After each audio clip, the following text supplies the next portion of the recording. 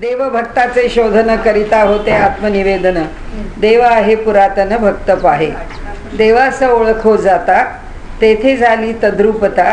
देवभक्त विभक्तता मुळीच नाही. ही जी व्याख्या आहे तिथपर्यंत आपण गेलेलो आहे. विभक्त नाही म्हणून भक्त, बद्धन नाही म्हणून मुक्त, अयुक्त नाही बोलणे युक्त शास्त्राधारे. देवा भक्ताचे पाहता मूळ, होते भेदाचे निर्मूळ. एक परमात्मा सकळ दृश्या वेगळा. आता तयासी होता मिळणी, उरी नाही दुजेपणी. देवभक्त हे कडसणी, निरसोन गेली. आता इथे आपण या ओवीपाशी आलेलो आहोत. त्यांनी इथे जी व्याख्या केली आहे ती अगदी सुंदर व्याख्या आहे की जो विभक्त नाही तो भक्त. आणि या व्याख्येमध्ये विभक्त नाही म्हणून भक्त म्हणाले, बद्धन नाही म्हणून मुक्त. जो बद्ध नाही तो मुक्त आहे, जो विभक्त नाही तो भक्त आहे.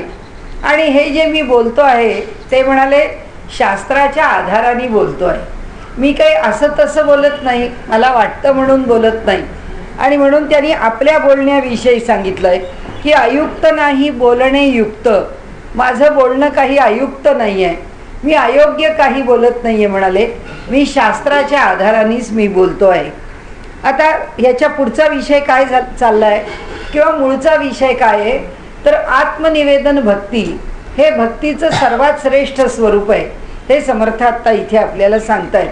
आणि आत्मनिवेदनाची जी परिसीमा आहे ती काय आहे त्यांनी सांगितलं की भक्त हा सर्वस्वाचं समर्पण करतो. आणि समर्थांच्या शब्दात बोलायचं त्यांच्या आवडीचे शब्द तर जीवे वित्ते प्राणे असं त्यांचे शब्द आहेत की जीवे वित्ते प्राणे म्हणजे जीवानी त्याला सगळं समर्पित केलेलं आहे. म्हणजे आपला जीवच समर्पित केला आहे, आपलं वित्तच समर्पण केलं आहे, आपले प्राण समर्पण केले. जीवे वित्ते प्राणे देहे असं म्हणा पाहिजे तर की देहानी समर्पण केलेलं आहे. म्हणजे समर्थांना समर्पणाची जी अपेक्षा आहे ती अपेक्षा अशी आहे की ज्या अपेक्षेमध्ये सर्वस्वाचं समर्पण आहे आणि ते ज्या पातळीवरचं आहे त्या पातळीवरचा अधिकार आहे. आणि त्यामुळे संतांच्या मध्ये नरसिंह मेहतांचं चरित्र जर वाचायला घेतलं, आपण अनेक वेळा बोललो की नरसिंह मेहतांच्या चरित्रामध्ये नरसिंह मेहता स्वतः काहीच करत नाही. काही म्हणजे काहीच नाही. एका भगवंताच्या भजनाशिवाय त्यांनी दुसरं काहीही केलेलं नाही. आणि त्या भगवत भजनामध्ये भगवंतानी त्यांना सर्वतोपरी सांभाळलेलं, सर्वतोपरी. आणि त्यामुळे इथे ते म्हणतात तसं जो विभक्त नाही तो भक्त. आत्मनिवेदन ज्या पातळीवरचं त्या पातळीवरचा अधिकार आहे. आणि त्यामुळे जो अधिकार मिळालेला आहे तो त्या आत्मनिवेदन भक्तीमधून मिळालेला आहे. आता ती आत्मनिवेदन भक्ती काय करते, त्या भक्ताला देवाशी एकरूप करते. आता हे जे आहे देवभक्ताचे पाहता मूळ. मग आता भक्त कोण आणि देव कोण, भक्ताचं स्वरूप काय आणि देवाचं स्वरूप काय हे जर शोधायला गेलो तर होय भेदाचे निर्मूळ. म्हणजे म्हणाले आम्ही शोधायला कुठून जातो, द्वैतातून. की हा भक्त म्हणजे त्याचं स्वरूप काय आहे, देव म्हणजे त्याचं स्वरूप काय आहे, हा तो शोधायला लागला. देवभक्ताचे पाहता मूळ. प्रत्येकाचं मूळ बघायला सुरुवात झाली, मुळाशी पोचायला सुरुवात झाली. होते भेदाचे निर्मूळ. तिथे भेद दूर होतो. जसं माऊलींनी सुद्धा आपल्या अमृतानुभवामध्ये असं म्हटलंय की द्वैत दशेचे अंगण, अद्वैत ओळगे आपण. म्हणाले भाषा विचार द्वैतातूनच आहे. म्हणजे द्वैतातून व्यवहार सुरू होतो. द्वैत दशेचे अंगण, द्वैताच्या अंगणामध्ये अनुभव कशाचा येतो किंवा काय आपोआप तिथे येऊन पोचतं तर अद्वैत ओळगे आपण. तिथे अद्वैत आपोआप येऊन पोचतं, त्या ठिकाणी येऊन पोचलेलंच आहे. आणि त्यामुळे अद्वैतानी तिथे प्रवेश करावा म्हणजे व्यवहार भक्त आणि देव या पातळीवर सुरू व्हावा. पण शेवटी देव आणि भक्त यांच्यामध्ये अभेदभाव निर्माण व्हावा, ही त्याची अंतिम स्थिती आहे. ती इथे ते सांगतात की देवभक्ताचे पाहता मूळ.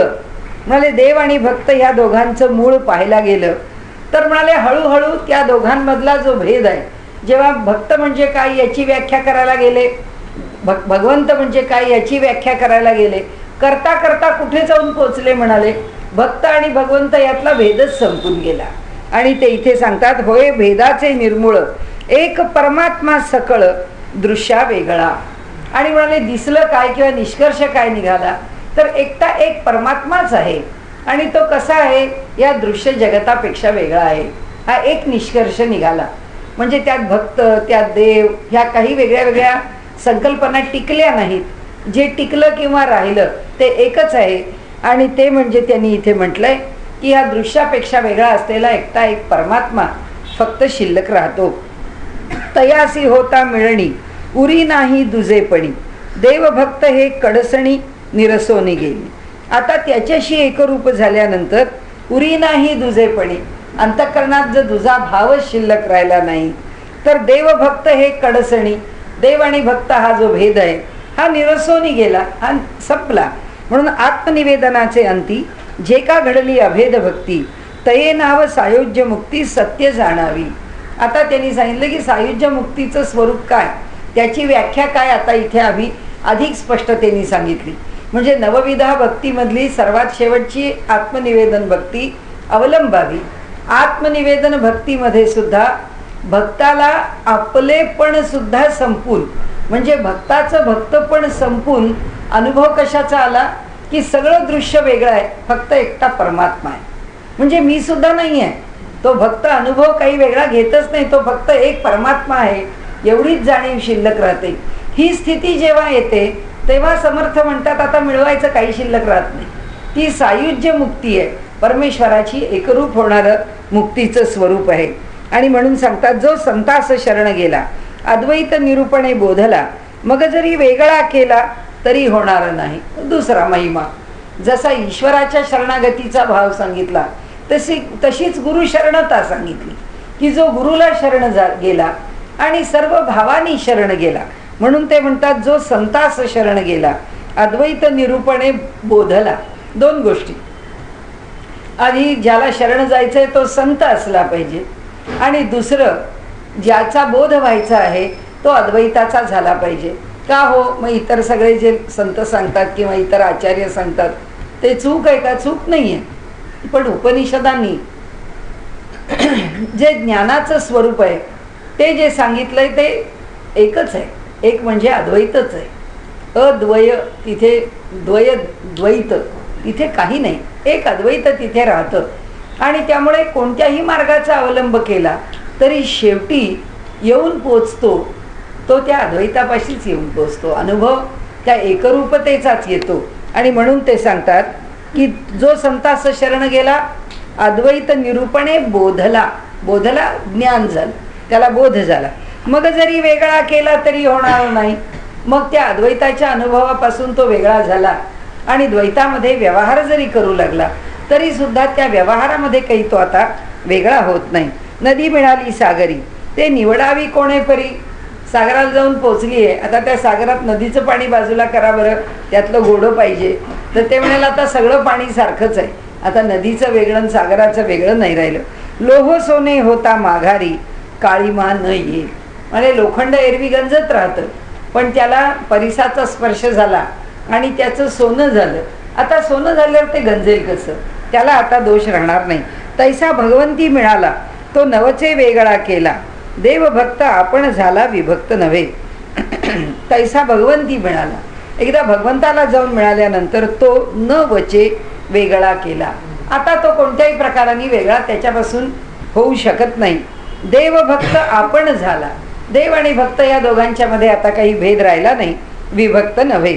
देवभक्त दोन्ही एक ज्यासी कळला विवेक साधुजनी मोक्षदायक तोची जाणावा. आणि म्हणून ते म्हणतात की ज्याला देव आणि भक्त हे दोन एक आहेत हे कळलं, म्हणजे आम्हाला परमात्मा म्हणजे भगवान विष्णू आणि ज्ञानेश्वर एक आहेत हे कळलं, आम्हाला प्रभू रामचंद्र आणि समर्थ एक आहेत हे कळलं. म्हणजे माणसाचं कसं होतं, व्यवहाराच्या पातळीवरती समर्थांची एखादी कथा ऐकली की समर्थ पंक्तीमध्ये वाढतायत. एक द्वैती गृहस्थ आले, त्यांचं 16 ओळख खूप, त्या पंक्तीमध्ये ते बसले, एका बाजूला बसले, कारण त्यांना हे सगळ्यामध्ये जेवणं मोठं अवघड होतं. आणि त्यामुळे ते जेव्हा जेवायला बसले समर्थ तूप वाढायला आले त्यांनी नको नको नको, त्यांना म्हटलं हे सगळ्यांना इकडे तिकडे लागत आहेत आणि ते आता आपल्याला वाढणार. आता ते म्हणाले की नको, मला ते तूप नका वाढू. समर्थ आहेत ते.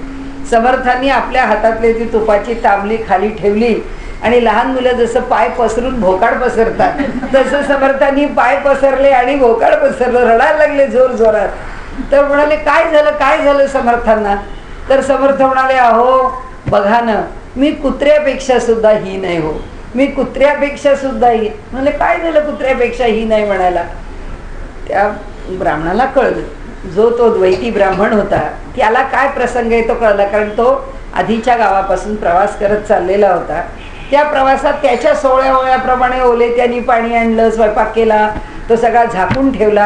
आता तो काय नैवेद्य वैश्वदेव काय करत होता, काय त्याची पूजा जप जाप जे चाललं होतं ते चालू असताना तो बिचारा एका ठिकाणी बसला आणि ते अन्न सगळं झाकलेलं. आता रस्त्यावरच्या प्रवासात रस्त्यावर केलेलं अन्न ते कुत्रा आला आणि त्या कुत्र्याने त्यांनी जे गाकर केले होते त्याला तो येऊन शिवला आणि यांनी हाडहाड केलं. इकडे तिकडे पाहिलं, कोणी आपल्याला पाहिलं नाही ना, आपलं सोहळं इकडे कमी झालं ते.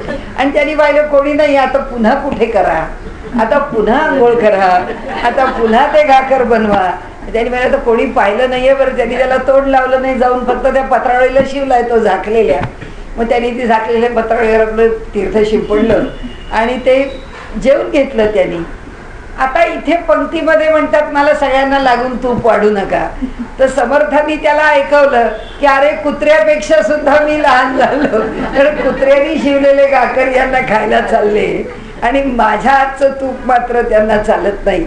इथे जे त्यांनी सांगितलंय ना की ते म्हणतात इथे की ज्याला हा विवेक कळला की देव आणि भक्त या दोघांमध्ये काही भेद नाही, जे संत आहेत ते तितकेच अधिकारी येतात, म्हणून शब्द सुद्धा संतच वापरला की संतांच्या ठिकाणी शरणागती मान्य.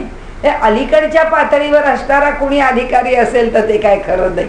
आणि त्यामुळे देवभक्त दोन्ही एक, ज्यासी कळला विवेक, साधुजनी मोक्षदायक तोची जाणावा.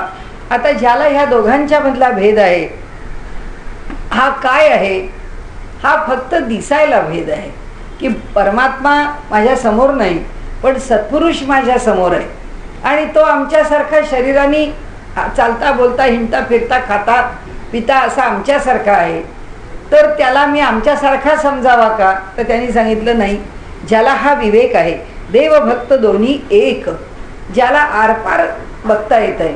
नाही तर ज्ञानदेवांच्या सारख्यांना ते एक साधं खापर द्यायला सुद्धा ते खपरेल पाहिजे, ज्याच्यावरती त्यांना मांडे भाजायचे ते सुद्धा द्यायला मंडळी त्रास द्यायला लागली. म्हणजे संत आहेत ते साक्षात परमात्मा आहेत, हा अधिकार किंवा ही जाण या लोकांना शिल्लकच नाही ना राहिली. म्हणजे माणसाकडे राहत नाही.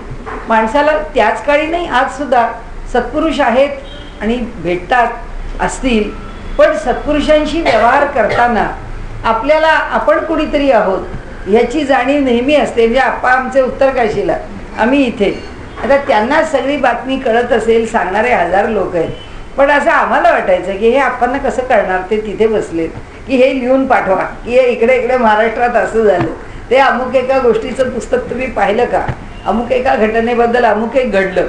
म्हणजे मी त्यावेळी हैदराबादचे एक केतकर माझ्या कल्पनेप्रमाणे आडनाव माझ्या लक्षात, किंवा केसकर या दोनपैकीच एक आडनाव आहे. त्या ग्रस्तांनी एक छोटं बुकलेट लिहिलं होतं. त्या बुकलेटमध्ये गांधींचा वध हा नथुराम गोडसेंनी केलाच नाही असं त्याचं शीर्षक, आणि ते पुस्तक मला वाचायला मिळालं. तर ते मी वाचलं, मी म्हटलं तर ते आपल्याला कळलं पाहिजे, कारण त्यांना कोण देणार पुस्तक. तर तिथे मी उत्तरकाशीला गेल्यावर जाताना ते पुस्तक, त्याच्या झेरॉक्स, त्याच्याबद्दल काहीतरी जे कोणाकडनं जी माहिती मिळाली, तेव्हा नथुराम गोडसे आपले गोपाळ गोडसे होते, तर त्यांच्याकडे गेले, नेमकं काय घडलं, मग नथुराम गोडसेंची गोळी लागली का नाही लागली वगैरे वगैरे, काय जेवढी चर्चा करून जे घेऊन जाता येईल तेवढं मी तिकडे घेऊन गेले. आणि तिकडे गेल्यानंतर मी त्यांना ते दिलं. ते काही मला बोलले नाहीत, पण त्यांच्या तिथे मी असताना माझ्याच तिथल्या वास्तव्यामध्ये एक नांदेडचे विवेक इनामदार आणि आणखीन एक मुलगा, असं त्या दोघांना त्यांनी बोलावलं होतं. तर मला म्हणाले तू बसलीस तरी चालेल इथे, म्हणून मी तिथे बसले होते. तर त्यांनी त्यांना त्यांच्याकडे असलेलं ते केसकर का केतकर आता मी विसरले, त्या आडनावाच्या ग्रहस्थांचं ते पुस्तक ते त्यांनी त्यांना दिलं आणि त्यांनी सांगितलं की ही तुम्हा तरुण मुलांची कामं आहेत. अत्यंत गुप्ततेने याचा शोध घेतला पाहिजे की हा माणूस कोण आहे, यांनी कशाच्या आधारावरती लिहिलेलं आहे आणि याच्याकडे त्याची काय प्रूफ्स आहेत ती तुम्ही मिळवा त्या माणसापर्यंत जाऊन, आणि हा कशा करता हे लिहितोय हे आपल्याला कळू द्या. कारण त्याच्यामागे त्यांचा हेतू एकच होता. तो हेतू असा की ते नेहमी म्हणत असत, आता आपल्याला त्यावेळेचं राजकारण माहीत नाही, तो काळ माहीत नाही, पण ते नेहमी म्हणत असत की नथुराम गोडसेंच्या हाताने ती गोळी लागली एवढ्या एका कारणाखातर आमचं हिंदुत्वाचं राजकारण 50 वर्ष मागे गेलं. हां, आणि त्यामुळे आम्हाला आमचं फार नुकसान आहे. हे जर असं नाही, हे जर कळलं तर यामध्ये पुष्कळ काही बदल आजही घडलं तर होऊ शकतं. पण लोक किती जागरूक असतात. त्यावेळी सदानंद मोरे म्हणजे लोकमान्य टिळक ते महात्मा ही एक सिरियल लिहित होते आपल्या साप्ताहिक सकाळमधून. त्या साप्ताहिक सकाळमध्ये त्यांनी त्यामध्ये वरदानंदांचा उल्लेख केला आणि त्यांनी गांधी वध हा नथुराम गोडसेकडून नाही झाला, हा उद्योग ह्या संन्याशाला कोणी सांगितला. म्हणाले त्या उत्तरकाशीला बसून देवाचं नाव घेत बसावं त्यांनी.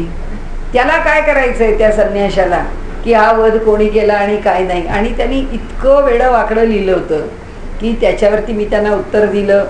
साप्ताहिक सकाळनी ते पुष्कळसं गाळून ते छापलं, कारण सगळं कमिटेड आहे. कारण तो सगळा इतिहासच मुळी लोकमान्यांच्या पासूनचा खोटा आहे. त्याला लोकमान्य ते महात्मा त्या इतिहासालाच अर्थ नाही. असाच इतिहासाची ती सिरियल आहे की त्याच्यामध्ये प्रत्येक मुद्द्यावरती ऑब्जेक्शन घ्यावा असे प्रत्येक मुद्दे आहेत त्याच्यामध्ये. तर असो, आपल्याला सांगण्याचा हेतू असा की व्यवहारतः या गृहस्थांना काय कळलं. जे तुकाराम महाराज सदेह वैकुंठाला गेले त्या वंशातले ते आज 13वा वंश आहे असं सांगतात. त्यांना ज्या महात्म्यांनी स्वतः स्वेच्छा समाधी घेतली, ज्या या अधिकाराचा या काळामधला संत सत्पुरुष कुठे कळलेला नसतो. माणूस जे वेडेवाकडे आरोप करतो ते वेडेवाकडे आरोप करताना त्या माणसाचं मोठेपण माणसाला कळलेलं नसतं. आणि म्हणून ते इथे सांगतात की देव आणि भक्त हे देवाचं मोठेपण तो दिसत नाही म्हणून आमच्या समोर आहे. देव जर आम्हाला खरंच संतांच्या सारखा दिसायला लागला ना तर तोही मोठा आहे असं वाटायचं नाही. कारण संत म्हणजे माझ्याच परिचितांनी एकदा विचारलं, म्हणाले शेतातला शेतकरी जसा आम्हाला शेतात काम करताना दिसतो तसा देव दिसला तर देवावर विश्वास ठेवू. म्हटलं ह्याची गरज कुणाला. देवावर विश्वास ठेवण्याची गरज तुम्हाला असेल तर तुम्ही ठेवा, नाही तर ठेवू नका. देवाला काही गरज नाही आहे की तुम्हाला दाखवून तुम्ही माझ्यावर विश्वास ठेवा. देवाला विश्वास ठेवून घेण्याची काहीच गरज पडलेली नाही आहे. त्यामुळे तो कशा करता तुमच्या करता असा तुम्हाला पाहिजे. म्हणून शेतामध्ये तो जो शेतकरी जसा काम करतो तसा तुमच्या करता प्रकट होईल, तुमच्या इच्छेकरता नाचायला. हे काही तुमच्या हातातलं बावलं नव्हे देव म्हणजे. आणि त्यामुळे इथे आम्हाला जेव्हा देव दिसत नाही, मी आपल्याला पूर्वी पण सांगितली असेल अनेक वेळा आपण म्हणतो की निजामपूरकर महाराजांना सुद्धा कीर्तनकार की आपल्याला एकदा तरी रामाचं दर्शन घडावं. आपण आयुष्यभर कीर्तन सेवा केली, राम समोर आला तरी राम कळला पाहिजे ना. माणसाच्या रूपात राम आल्यानंतर हा राम आहे हे तर कळलं पाहिजे. तर एका त्यांच्या कीर्तनानंतर एक लहानसा मुलगा त्यांच्याबरोबर निघाला आणि त्यांना म्हणाला की मला रस्ता दाखवा, मला अमुक ठिकाणी जायचं आहे. ते म्हणले बाळ मला तिथूनच जायचं आहे, माझ्याबरोबरच मी तुला त्या गल्लीपाशी सोडतो. आणि त्याप्रमाणे ते त्याला घेऊन निघाले. आणि त्या गल्लीपाशी आल्यानंतर इथे वळ म्हणाले, आता इथे आतच तुला जायचं आहे. आणि त्याला त्या गल्लीपाशी सोडलं आणि ते पुढे झाले. मुलगा वळला की नाही पाहण्याकरता त्यांनी मागे वळून पाहिलं तर कुठेही मुलगा. त्यांनी ओळखलं की प्रभू रामचंद्र माझ्या कीर्तनाला येऊन बसले, कीर्तन संपल्यावर माझ्या बरोबर निघाले, पण मला कुठे कळलं. म्हणजे शेवटी असं आहे की संत आमच्या बरोबर. आता आम्हाला असं वाटतं की आम्ही ज्ञानदेवांच्या काळात असतो तर समर्थांच्या काळात असतो तर आम्ही त्यांना पाहिलं असतं, पण आमच्या काळामधल्या स्वामी स्वरूपानंदांना आम्ही ओळखलं का. आमच्या काळातल्या श्रेष्ठ अशा पुरुषांना आम्ही ओळखलं का. किंवा आज रामकृष्णांची एवढी पुस्तकं, विवेकानंदांची एवढी पुस्तकं, शारदा मातांचा एवढा अधिकार आम्ही चरित्रातनं वाचतो, आम्ही कुठे ओळखतो. म्हणजे शेवटी काय आहे, जे प्रकट आहे, जे समोर आहे त्याचा अधिकार आम्हाला समजत नाही. आणि म्हणून ते इथे म्हणतात की देवभक्त दोन्ही एक, ज्यासी कळला विवेक.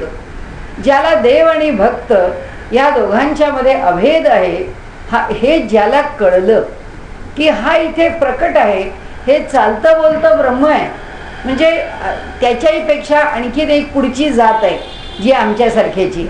म्हणजे आता आमचे सद्गुरू आहेत, आम्ही नेहमी म्हणायचो की आपले गुरु म्हणजे काय ज्ञानेश्वर तुकारामांच्या पेक्षा वेगळे नाही. इतका त्यांचा अधिकार आहे की त्यांच्या अधिकाराबद्दल प्रश्नच नाही. त्याच्या पुढे जो आता असं आहे, देवानी तोंड दिलंय आणि तोंडात जीभ दिली, बोलायला काही तोटा नाहीये. मग पुन्हा त्याच्या पुढे जाऊन म्हणायचं ते साक्षात ब्रह्म आहे, ते साक्षात चालतं बोलतं परब्रह्म आहे. अहो पण चालतं बोलतं परब्रह्म आहे तर आम्हाला का नाही उजाडलं? नाहीच उजाडलं. म्हणजे अवघड आहे हे सगळं समजणं. समोर बोलायला काय जातो, बोलायला काही लागत नाही. आणि त्यामुळे इथे ते म्हणतात तसं देवभक्त दोन्ही एक, ज्यासी कळला विवेक. ज्याला खरंच कळलं, हे नुसतं बोलायला काय, ते ज्ञानेश्वर येते, ते तुकाराम आहेत, ते एकनाथ आहे, ते अमक्यासारखे आहेत, ते तमक्यासारखे, हे बोलून काय उपयोग, त्याचा लाभ काय घेतला काय. मी इथे यांच्या भाषेत समर्थांच्या बोलायचं तर काय शरणागत झालो आम्ही, काय आम्ही त्यांचं शरणागत होऊन आम्ही त्याचा लाभ करून घेतला, काही नाही. पालथ्या गड्यावर पाणी आहे, जिथे आहोत तिथेच आहोत, बॅक टू स्क्वेअर वन. आणि म्हणून ते सांगतात देवभक्त दोन्ही एक, ज्यासी कळला विवेक, साधुजनी मोक्षदायक तोची जाणावा. म्हणाले ते साधुजनांच्या ठिकाणचा जो भाव आहे, आता त्याला जो कळला आणि त्यांनी कळला विवेक, साधुजनी मोक्षदायक तोची जाणावा. तर म्हणाले मोक्ष देणारा जो आहे तो देवही आहे, तो सद्गुरूही आहे. हे ज्यांनी जाणलं तोच खरा विवेकी आहे. हे ज्यांनी जाणलं नाही तो काही विवेकी नव्हे. म्हणजे तुमच्याकडे कितीही चांगुलपणा असो, तुमच्याकडे कितीही प्रेम असो, तरी सुद्धा तुम्हाला काही ओळख ही पाहिजेच पाहिजे, असं त्यांनी आपल्याला सांगितलंय. आता असो हे बोलणे, देव पहावा भक्तपणे, तेथे त्यांचे ऐश्वर्य बाणे तत्काळ अंगी. म्हणाले आता भक्ताची व्याख्या घ्या आणि त्या व्याख्येने देवाकडे पहा. ते म्हणतात जो विभक्त नाही तो भक्त, ह्या भक्त भावानी देवाकडे पहा, म्हणजे देवाचं ऐश्वर्य काय आहे ते कळेल. आम्ही पाहतो त्यांनी काय कळेल, आम्ही देवाशी विनिमय करू, चला देवा आता असा त्रास झाला, आता यातनं बाहेर काढ, देवा ही सगळी परिस्थिती अनुकूल कर, देवा हे मला पाहिजे तेवढं मला मिळवून दे. हा सगळा देवाशी व्यापार आहे की त्यांनी मी सांगतो ते ऐक, आणि त्यांनी आपलं ऐकलं नाही की मग मात्र मनुष्य म्हणतो देवाला काही माझं बरं बघवलं नाही. अरे त्या देवाला तुझं बरं न बघवायला झालं काय, देवानी माझ्या सगळ्या चांगल्या परिस्थितीवरती अगदी विरजण घातलं, तो कशाला घाली, तो काही करत नाही. करणारे आम्ही आहोत, देव काही करत नाही. आणि म्हणून त्यांनी सांगितलं की भक्त व्हावं, भक्त होऊन देवाशी एकरूप व्हावं, म्हणजे आत्मनिवेदन भक्ती करावी आणि त्या आत्मनिवेदन भक्तीमधून भगवंताला पाहावं. आणि मग ते सांगतात त्या भक्तीतून जेव्हा आम्ही भगवंताला पाहतो तेव्हा आम्हाला भगवंताचं ऐश्वर्य कळतं, परमात्मा कळतो नाही. कारण त्यांना माहिती आहे आम्ही त्या परमात्म्याच्या प्रांतात म्हणण्यापेक्षा परब्रह्माच्या प्रांतात अजून आम्हाला समर्थांनी नेलं नाही आहे, अजून अलीकडच्या पातळीवर आहे. तो सगुणामध्ये भक्ती करण्यास योग्य असलेलं परमात्म्याचं आम्हाला सहज सुलभ स्वरूप आहे, त्या स्वरूपाबद्दल ते बोलत आहेत. आता म्हणाले देहची होऊ न राहिजे, तेने देह दुःख साहिजे. आता देह म्हणजेच मी आहे अशा भावानी जर आम्ही राहिलो, भोगा देहाची दुःख, देहातीत होता पाविजे परब्रह्म ते. आता परब्रह्म शब्द वापरला, म्हणजे देहाच्या पलीकडे गेलात तर जे प्राप्त कराल ते परब्रह्माला प्राप्त कराल. देहातीत कैसे होणे, कैसे परब्रह्म पावणे, ऐश्वर्याची लक्षणे कवण सांगीजे. आता श्रोता विचार, आता श्रोता म्हणतो सांगा देहाच्या अतीत कसं व्हायचं, परब्रह्माला कसं प्राप्त करायचं, आणि त्याच्या ऐश्वर्याची लक्षणं आम्हाला कोण सांगेल की त्याची लक्षणं म्हणजे काय आहेत ती तरी आम्हाला सांगा. ऐसे श्रोता आक्षेपिले, याचे उत्तर काय बोलिले. अशा प्रकारे श्रोत्यांनी वक्त्याला मध्येच प्रश्न विचारलाय. आता याच्यावर श्रोता काय, वक्ता काय उत्तर देतो तेची आता निरूपले सावधारिका. आता समर्थ म्हणतात म्हणजे त्यांनी असलेल्या दोघांच्यातला संवाद मी तुम्हाला सांगतोय, अशा भाषेत आता हा वक्ता बोलतोय की ते दोघे काय बोलले आता मी तुम्हाला सांगतो. त्याची आता निरोपिले सावध ऐका. देहातीत वस्तू आहे ते तू परब्रह्म पाहे. देहसंग हा नस आहे तुझ विदेहासी. देहातीत वस्तू आहे म्हणजे देहाच्या अतीत वस्तू म्हणजे ब्रह्म. देहाच्या पलीकडे ब्रह्म आहे ते तू परब्रह्म पाहे. त्या परब्रह्माला तू ओळख, त्याला तू पहा. देहसंग हा नस आहे म्हणाले. कुणाला एकदा तू विदेही झालास, एकदा तू देहापासून पुढे निघून गेलास, तू देहापासून अलिप्त झालास की म्हणाले काय होईल, तुला त्या देहाच्या संघाचं कोड कौतुकच राहणार नाही म्हणाले.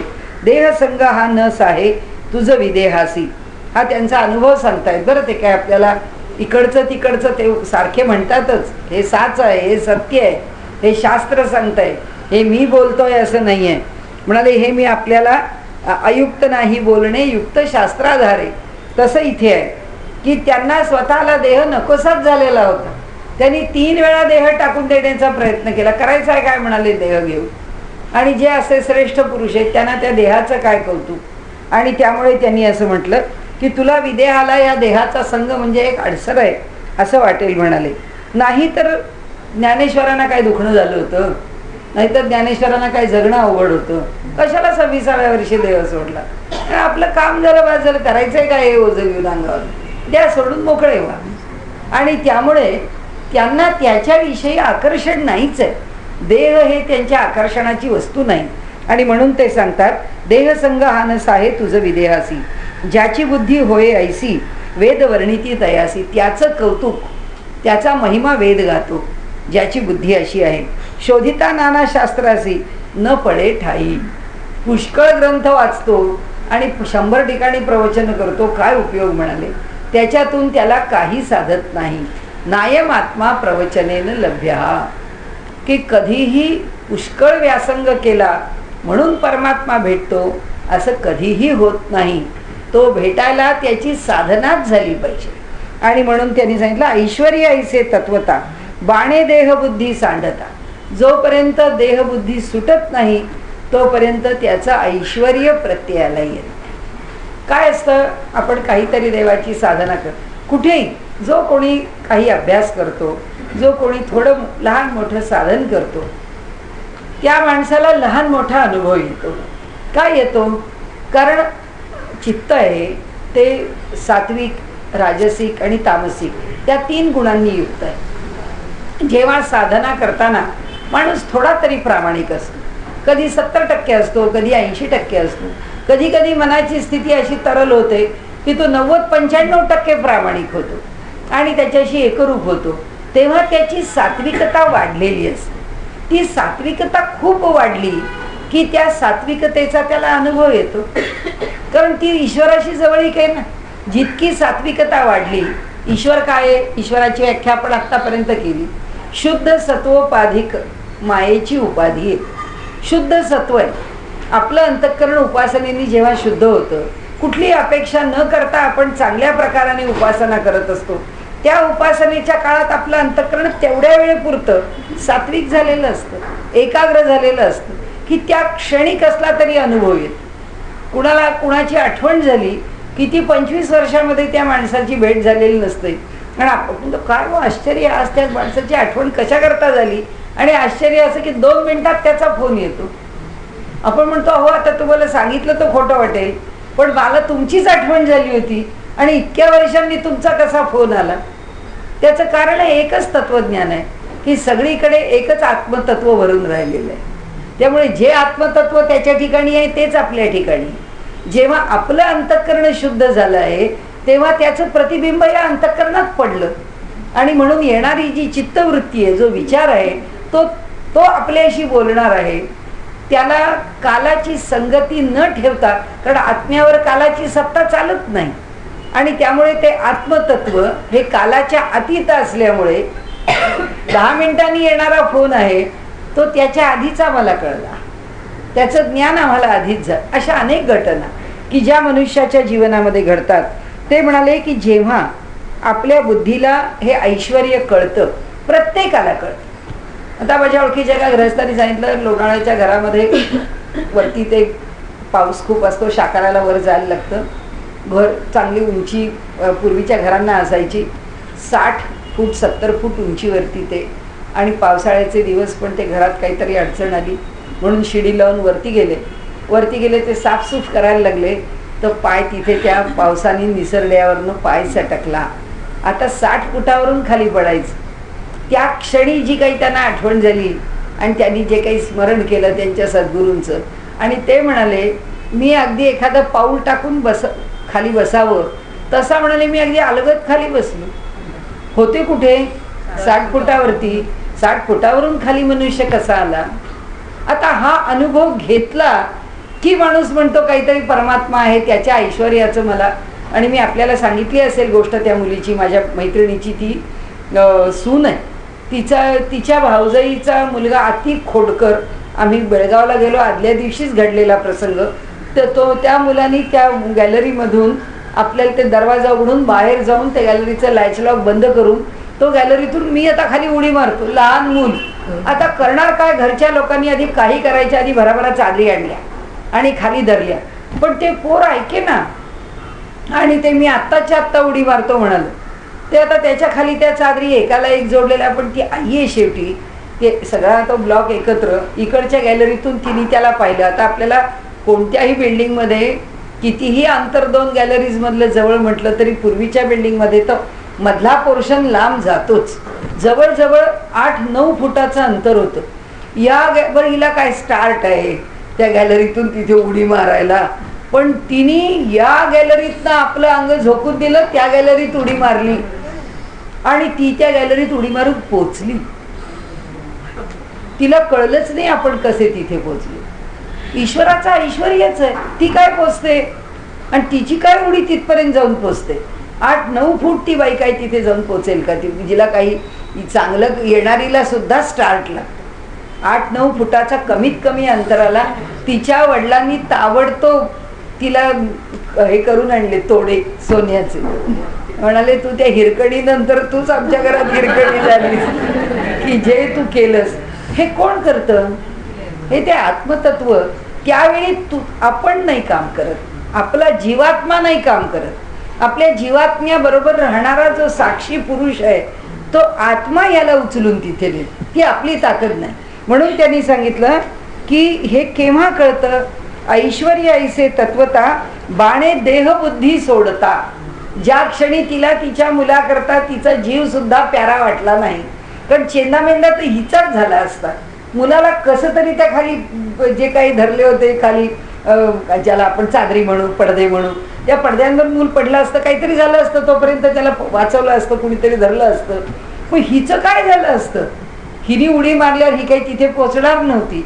पण त्यांनी इथे सांगितलं बाणे देहबुद्धी सोडता. ज्याने आपली देहबुद्धी सोडली त्याला ईश्वराचं ऐश्वर्य कळलं. आम्हाला वाटतं हा चमत्कार आहे. चमत्कार कुठला असतो? तर आत्म्याने केलेली ती घडवलेली ती घटना असते. आत्म्याच्या अधिकारातला घडलेला तो प्रसंग असतो. देह मी ऐसे भाविता अधोगती. त्या क्षणी जर तिला वाटलं असतं की मी कशी पोचेन, माहिती नाही पोचेन की नाही, ती पडलीच असते. पण तिच्या मनात एकच विचार होता की मी इथून फक्त तिथेच जाणार आणि मुलाला तिथे पकडणार आहे, कारण हा मुलगा कसा उडी मारेल, कुठे उडी मारेल, काही त्याचा भरोसा नाही. आणि म्हणून ते म्हणतात या कारणे साधू वचन मानू नये अप्रमाण. म्हणून दोन्ही पातळीवरती त्यांनी श्रेष्ठता सांगितली आहे. मिथ्या मानिता दूषण लागोप आहे की साधूंनी आम्हाला काही सांगितलं, अहो हे असं म्हटलंय, हे काय खरं आहे का हो? आता खरं आहे का हो ते तिथे समर्थ अधिक स्पष्ट आहेत. ते म्हणाले की तुम्हाला ते जर खोटं वाटलं तर म्हणाले तुम्हालाच त्याचा दोष आहे. ते वचन तर काही दोषांनी युक्त नाही आहे. जर काही असेल गडबड तर तुमच्या बुद्धीत आहे.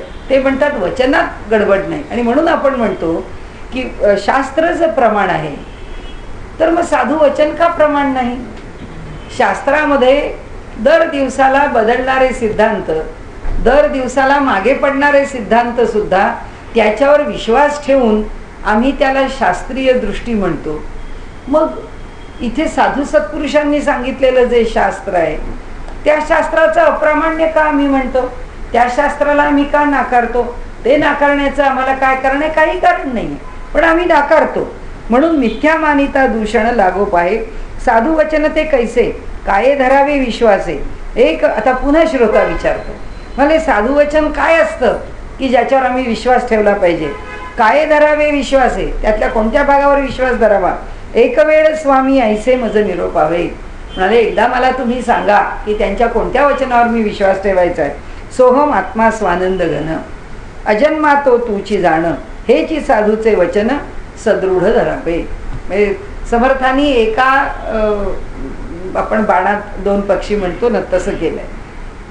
जो साधू माझ्याकडे या म्हणजे तुम्हाला मोक्ष मिळेल, माझ्याकडे हे एवढं केलं म्हणजे तुमचं कल्याण होईल असं म्हणणारा आहे तो साधू नव्हे. कारण तो हे सगळं कशाकरता करायला सांगतो. ज्या साधूला काही लागतं, ज्या साधूची काही अपेक्षा आहे, तो साधूच नव्हे, तो संतच नव्हे. आणि म्हणून त्यांनी सांगितलं साधू वचन ते कैसे, काय धरावे विश्वासे. आता हा साधू काय सांगतो, सहा अहम, तो मी आहे. म्हणजे आत्मा, सोहम आत्मा किंवा अहम ब्रह्मास्मी. स्वानंद घन, कसं आहे, माझ्या स्वच्या ठिकाणी मला आनंद देणार आहे, मला कुठं जाऊन आनंद घ्यायची गरजच नाही. आमचा साधू हे का सांगतो आणि आम्हाला आमचा साधू का नको वाटतो, कारण आमचा साधू आम्हाला काहीतरी करायला सांगतो. आणि इतर धर्मामध्ये कसं आहे की तो जो साधू आहे तो म्हणतो मला शरण या, तो प्रेषित आहे, तो ईश्वराचा मेसेंजर आहे, तो मीडिएटर आहे, तो आमच्यामध्ये आलेला आहे. आणि आम्ही कोणाला आमचा वशिला म्हणा किंवा आमचं जरा लग्गा लावणं आम्ही कोणाकडे करायचा, त्याच्याकडे करायचं. त्याला काय सांगायचं की बाबा जरा माझ्याकडे बघ. का, कारण त्या अल्लाकडे माझी रुजवात तुला करायची, तुला सांगायचं आहे. कारण तिथे काय आहे, आम्ही केलेल्या चुकांकरता पुढचा जन्म नाही, आम्ही केलेल्या चांगल्या गोष्टी उपभोगण्याकरता सुद्धा जन्म नाही. मग काय, एकदा मृत्यू झाला की त्या थडग्यामध्ये पडून राहायचं आणि कयामतच्या दिनाची वाट पाहायची. तो दिवस जेव्हा येईल तेव्हा आता हा जो कोणी साधू पुरुष आहे मोहम्मद पैगंबर, तो सांगेल अल्लाला की अल्लाह याला जहन्नममध्ये पाठवा, अल्लाह इसको जन्नत मिलनी चाहिए. जन्नत म्हटलं की चालला स्वर्गामध्ये, जहन्नम म्हटलं की चालला नरकामध्ये. पण ठरवणार कोण, ठरवणार मोहम्मद पैगंबर. ठरवणार कोण, ठरवणार येशू ख्रिस्त. तो आकाशातल्या बापाला सांगणार की हा चांगला आहे, तो आकाशातल्या बापा हा वाईट आहे. इथे आमच्याकडे संत म्हणतात मला हा उद्योग कुणी सांगितला, तुम्हा सगळ्यांचा जमा खर्च ठेव, मला हा उद्योग नकोच आहे, तू आणि तुझा परमात्मा तुमचा डायरेक्ट कॉन्टॅक्ट, तुमचं तुम्ही पाहून द्या, आम्हाला मध्ये घालू नका. आणि त्यामुळे त्यांनी इथे सांगितलं की सोहम आत्मा स्वानंद घन, अनुभव तुला तुझ्या ठिकाणी घ्यायचा आहे, अनुभव द्यायला मी बसलेलो नाही आहे. आणि म्हणून आमच्याकडे गीताकारांनी कटू वाटलं तरी एक वचन सांगितलंय, उद्धरेत आत्मन आत्मानं न आत्मानं अवसादयेत, आत्मैव ह्यात्मनो बंधुर आत्मैव रिपुर आत्मना. म्हणजे उद्धार आमचा आम्हाला करायचा आहे. म्हणून तुम्हाला सांगितलं ना, आम्हाला एवढे मोठे गुरु भेटले, पण आम्ही आपले त्यांच्या पश्चात आम्हाला दुःखाचे कड रडारड प्रत्येकाच्या ठिकाणी. का तर आता आम्हाला ते एकदा तरी भेटावे. आता कोण येणार आहे आम्हाला भेटायला, आमचा काय अधिकार ते निळोबारायांसारखा आहे की आम्हाला आमचे गुरु आता येऊन भेटतील. मग आम्हाला असं वाटायला लागलं की आता आम्हाला एकदा तरी आप्पांनी दर्शन द्यावं, आम्ही त्यांचे पाय पकडू, त्यांना सांगू आमचं चुकलं, आम्हाला काही कळलं नाही आप्पा, तुमचं मोठेपण आम्हाला कळलं नाही, आम्हाला तुम्हाला तुमचं मोठेपण समजून एकदा नमस्कार करू द्या. अहो गेली घडी ती गेली, संपलं, ती काही पुन्हा परत येत नाही. आणि म्हणून त्यांनी इथे सांगितलं तसं की सोहम आत्मा स्वानंद घन, ज्याचा त्याला अनुभव घ्यायचा आहे त्याला शहाणपण जेव्हा येईल तेव्हा उजाडेल, ते काही दुसरा कोणी उजाडून देत नाही. आमचे साधू म्हणतात बाबा तुला मार्ग दाखव, त्या मार्गाने जायचं तुला आहे.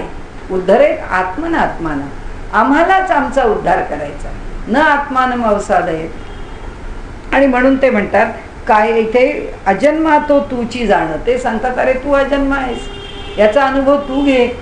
समर्थ अनेक प्रकाराने ह्या ओवीत सांगतात, कशाला आम्हाला विचारता. म्हणाले तुम्ही म्हणता की आमचा पुनर्जन्मावर विश्वास नाही, तुम्ही म्हणता आमचा ईश्वरावर विश्वास नाही, मग आम्ही बोलतो त्याच्यावरती टीका टिप्पणी करू नका आणि त्याचं कौतुक घ्या ना, तुमचा तुम्ही अनुभव येतो का तुम्हाला, घेता बघा घ्या. आणि म्हणून ते सांगतात की ज्याचा त्याला घेता येणार आहे. का, कारण तू सहा अहम आत्मा, तुझ्या ठिकाणी जो आहे ते आत्मतत्वच आहे. ते जे आहे तो स्वानंद घन आहे. तुझ्या ठिकाणचा स्व आहे तो आनंदाने घनदाट भरलेला आहे. अजन्मा तो तूची जाणं, तुला जन्म नाही आणि त्यामुळे तू तुझ्या ठिकाणीच बंधनातून मुक्त आहेस. तुला कुठे बाहेर शोधायला जायचं आहे की मला बंधनातून मुक्त करा. हेची साधूचे वचन सदृढ धरावे. त्यामुळे साधू आपल्याला जे सांगतात हे एवढं वचन लक्षात ठेवावं. याच समर्थाने आम्हाला 1000 गोष्टी सांगितल्या. कोणालाही गुरु करायला जाऊ नका, एवढं लक्षात ठेवा. हे सांगणारे पुष्कळ भेटतील तुम्हाला. ते काय असे गल्लोगल्ली आमच्यासारखे प्रवचन करतात. त्या प्रवचनातलं एक वाक्य लक्षात ठेवा. ते वाक्य कोणत्या ग्रंथात आहेत, ग्रंथ लक्षात ठेवा. ग्रंथाचा अभ्यास करा, ग्रंथाशी एकरूप व्हा, तुमचा उद्धार आहे. कशाला माणूस पाहिजे? कारण तो काय महंती करतो, तो काय फसवतो, तो चांगला आहे का वाईट आहे, या भानगडीत पडता कशाला, हे एका बाजूनी म्हणतात. दुसऱ्या बाजूनी म्हणतात सत्पुरुष भेटलाच तर सत्पुरुषाला सोडू नका, त्याच्या ठिकाणी आत्मनिवेदन केल्याशिवाय राहू नका. आणि त्या आत्मनिवेदन स्थितीमध्ये परमात्मा भेटणार नाही असं होणारच नाही. आणि म्हणून त्यांनी सांगितलं सोहम आत्मा स्वानंद घन. तो काहीही सत्पुरुष तुमच्याकडून मागणार नाही. तो फक्त तुम्हाला त्या तत्वाची ओळख करून देईल. ह्यापेक्षा तो, आणि असं त्याचा अधिकारच आहे, तो जाणूनच आहे की ह्याला किती पुढे न्यायचं आहे. आणि त्यामुळे त्याला जर वाटलं हा आता पुष्कळ पोचलेला आहे, ह्याला फक्त थोडीशी धक्का देण्याची जरूर आहे. नाहीतरी कशा करता पाहिजे सद्गुरू? जर सद्गुरू आमच्याकरता काहीच करत नाही, आजच्या भाषेमध्ये बोलायला आपण बसलो, जर ते काहीच करत नाही, तेवढा महिमा गायचा कशा करता? आपलं आपल्यालाच करायचं आहे, तर मग त्यांची चौकशी आणि त्यांच्याबद्दल बोलायचंच कशा करता? बरोबर आहे, तत्वतः अगदी बरोबर आहे. कारण उद्धारेत आत्मनात्मानं, आपल्यालाच आपला उद्धार करायचा हे जसं खरं, तसं आपला उद्धार आपण करायला जेव्हा निघालो त्यावेळी आपल्याला कळतं की आपल्या ठिकाणी किती अडचणी आहेत. आपल्याला प्रत्येक गोष्टीवरती मात करणं किती अवघड आहे. मग ती मात करण्याकरता हे कुणी आम्हाला सांगितलं? आम्हाला योगशास्त्रांनी सांगितलं. योगशास्त्रामध्ये देह हा प्रयोगाकरता घेतलेला, ज्याला आपण उपकरण किंवा एक काही वस्तू म्हणू, हा एक प्रकार आहे की ह्या देहाच्या माध्यमामधून सगळं काही ते मिळवणार आहे. पण त्या योग्याला सुद्धा कळलं की ह्या देहाच्या माध्यमातून योग्य ठिकाणी पोचायला मला ईश्वराचा अनुग्रह लागतो. म्हणजे सगळा प्रयत्न मी करीन, पण मला शेवटपर्यंत नेणं आणि योग्य ट्रॅकवर ठेवणं, मार्गावर ठेवणं, याकरता सुद्धा अनुग्रहाची आवश्यकता आहे. म्हणजे ज्या मार्गामध्ये ईश्वर हा विकल्पाने स्वीकारलाय, विकल्प म्हणजे पर्यायाने स्वीकारलाय. ईश्वर प्रणिधानाद वा, वा म्हणजे किंवा, हे किंवा ते, ईश्वर किंवा करून ऑर, आयदर ऑर. मी ईश्वरच स्वीकारला पाहिजे असं काही नाही आहे, पण स्वीकारू शकता असं म्हणणारे सुद्धा ईश्वराचा अनुग्रह पाहिजे असं म्हणतात. म्हणजे इथे हा जो गुरुचा अनुग्रह किंवा ईश्वराचा अनुग्रह हा का, तर कितीही आम्ही आमच्या बाजूने प्रयत्नशील राहिलो तरी सुद्धा ती त्याच मार्गावर चालत राहू याकरता त्याची कृपा पाहिजे. आणि म्हणून त्या योगसूत्रामध्ये भवप्रत्यय आणि उपाय प्रत्यय नावाचे 2 प्रकार सांगून त्याच्यामध्ये त्या मार्गावर पुढे ढकलणारा आणि नेणारा शेवटी गुरु किंवा ईश्वरच आहे असं म्हणून योगसूत्रकारांनी आपलं सेश्वर सांख्यत्व प्रकट केलेलं आहे. असं आपल्याला त्या इतक्या खोलात जायचं नाही, पण इथे त्यांनी सांगितलं त्याप्रमाणे साधूचं हे वचन लक्षात ठेवावं आपण की महावाक्याचे अंतर तूची ब्रह्म निरंतर. तो सांगतो दुसरं काही करू नको, हे एवढं लक्षात ठेव आणि या मार्गाने प्रवास कर. ऐसी या वचनाचा विसर पडोची नये. आपल्या अंतःकरणामध्ये हा एक सुदृढ भाव धर म्हणाले. कोणता भाव धर? हे त्यांनी सांगितलं तसं. तू अजन्म आहेस, तू साक्षात ब्रह्म आहेस. तू जर ब्रह्म आहेस तर असं कशा करता वागतोस? तू जर ब्रह्म आहेस तर तू का खाली उतरतोस? तू जर ब्रह्म आहेस तर तू अन्याचा आश्रय का करतोस? हे तुझं योग्य नव्हे. हे आम्हाला सारखं शिकवलं पाहिजे. कारण आम्ही अनेक चुकांचा आगर आहोत. आमच्याकडनं चुका होतच नाही तसं नाही, सारख्याच चुका होतात, प्रत्येही चुका होतात. पण ही प्रत्येक चूक जी आहे माणसाकडनं घडणारी, ती प्रत्येक चूक दुरुस्त करणारा कोण आहे? तू आहेस. दुरुस्त करणारा कोण आहेस? तू आहेस.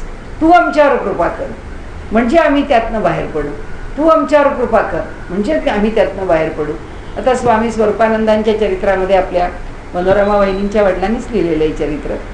तर त्याच्यात त्यांनी म्हटलंय ना की त्यांच्या साधनेमध्ये काही अंतराय निर्माण झाला आणि त्यांच्या शरीराला त्रास व्हायला लागला. पहिल्यांदा त्यांना वाटलं या त्रासातून मला त्यांनी बाहेर काढावं आणि माझा देह पुन्हा पूर्ववत करावा. पण त्यांच्या लक्षात आलं की नाही, काही एका विशिष्ट हेतूनी परमात्म्याने आपल्याला साधनेमध्ये या स्थितीत ठेवलंय. आता का मागायचं त्याच्याकडे? कारण त्याला आपण या स्थितीत असणं हेच जर योग्य वाटतं तर त्या स्थितीत आपण असावं. पण हे सगळं मनात यायला सुद्धा तेवढी ईश्वरावर निष्ठा पाहिजे. आणि म्हणून इथे समर्थ सांगतात की जे सांगितलं आहे त्याच्यावर 100% विश्वास, जे सांगितलं आहे त्याच्यावरती विश्वास ठेवून आम्ही चाललं पाहिजे. आमच्या गुरूवर 100% विश्वास आहे, आम्ही चालत राहू, ते सांभाळायला आहेतच. म्हणून तर आपल्याकडे वचन आहे, सद्गुरू सारखा असता पाठी राखा, इतरांचा लेखा कोण करी. लेखा म्हणजे हिशोब कोण करतो, इतरांचा विचार कोण करतो, काही आवश्यकता नाही, ते बरोबर घेऊन जाते. आणि जितकी आमची निवेदनाची तीव्रता आहे किंवा जितकी आमच्या निवेदनाची डिग्री आहे, त्याच्यामध्ये उत्कटता आहे, तितका तो आमच्या अधिक जवळ आहे, तितका तो अधिक कृपावंत आहे. आणि म्हणून ते म्हणतात, हे एवढं लक्षात ठेव, तूची ब्रह्म निरंतर, ऐसी या वचनाचा विसर पडोची नये, देहासी होईल अंत, मग मी पावे ना अनंत. आता हा सगळा आमच्यासारखा गोलमालवाला आहे. ते काय म्हणतात, त्या एवढे सगळ्या भानगडी करायच्या कशाला? शरीर पडलं म्हणजे ते देहात्म बुद्धी गेलीच की, आणि देहच गेल्यावर तर बुद्धी कुठं राहील? त्यामुळे तेव्हा जाणारच आहे. मग जन्मभर त्या बुद्धीचा विचार करा कशाला? देहासी होईल अंत, मग मी पावे ना अनंत, मी आपोआपच अनंत होईल. कारण हा देह सुटून जाईल, त्या देहाचं बंधन निघून जाईल. ऐसे बोलणे निभ्रांत मानूची नाही. म्हणाले हे असलं जे बोलणं आहे हे वेडेपणाचं आहे, अज्ञानात. किती वाजले ते फक्त सांगा? आहेत ना. हां, असलं हे जे बोलणं आहे हे बोलणं म्हणाले खरं मानू नये.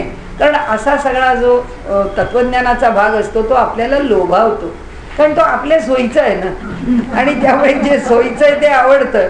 आणि ते तत्वज्ञान माणूस असे लोक असतात की पकडून विचारतात, हे बरोबर आहे की नाही, हे असं सांगितलं बरोबर आहे की. म्हणजे एकदा कुणाकडनं तरी खात्र जमा केली की हा हे बरोबर आहे की चला आम्ही असंच करतो, म्हणजे आम्हाला तो मार्ग खुला झाला.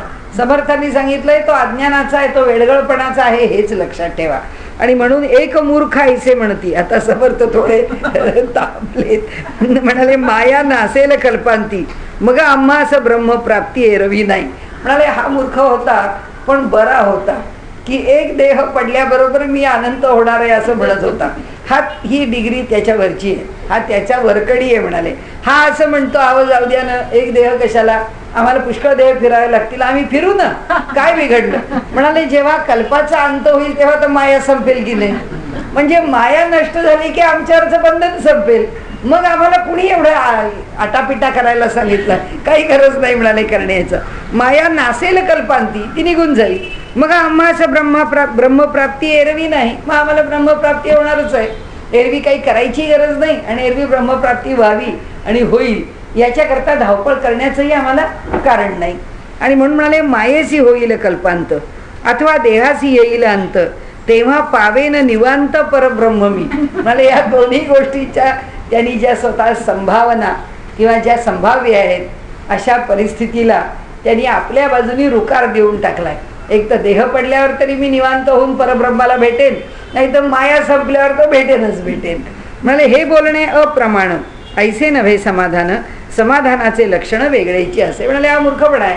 हे स्वतःचं समाधान करून घेण्याकरता दिलेला युक्तिवाद हा ठरणारा नाही, हा टिकणारा नाही. म्हणाले सैन्य, आता त्यांची भाषा, कधी ज्या ज्या ठिकाणी त्यांनी अगदी व्याकरण सोडलेलं आहे तसं इथे अगदी सैन्य म्हटलंय. अवघेची मरावे मग राज्यपद प्राप्त व्हावे. आपल्याकडे साबुदाणा म्हणतात तसं सैन्य म्हटलंय. सैन्याला सैन्य म्हणायचं नाही तर सैन्य अवघेची मरावे मग राज्यपद प्राप्त व्हावे. म्हणाले सैन्य सगळं गेलेलं आहे, आता काही राहिलेलं नाही आणि आता मी एकटा उरला, आता मी त्या राजसिंहासनावर बसीन. म्हणजे सैन्य असताची राज्य करावे हे कळेना.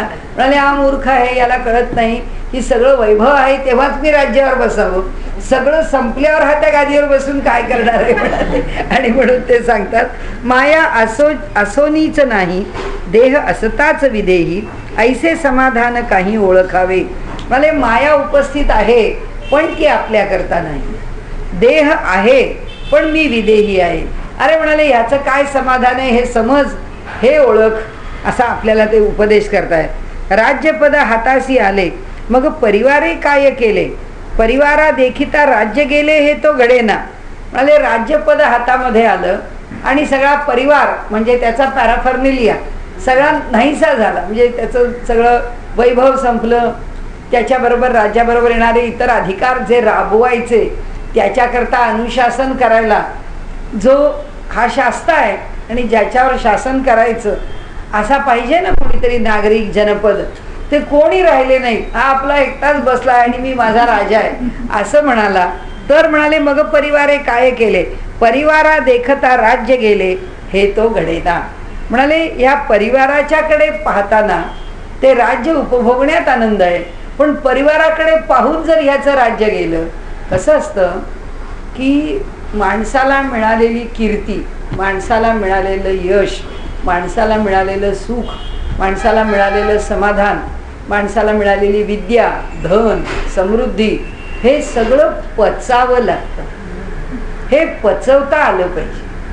हे जर योग्य प्रकारे पचवता नाही आलं ना तर त्याची परवड झाल्याशिवाय राहत नाही. आणि दुर्दैवानी आणि दुःखाने आज आपल्याला समाजातली दोन माणसं सांगावी लागतात. एक रामदेव बाबा आणि दुसरे आमचे अण्णा हजारे, ज्यांना एक क्षण असा आला की ज्यावेळी ते बोलतील त्या शब्दाबरोबर हलणारी माणसं होती.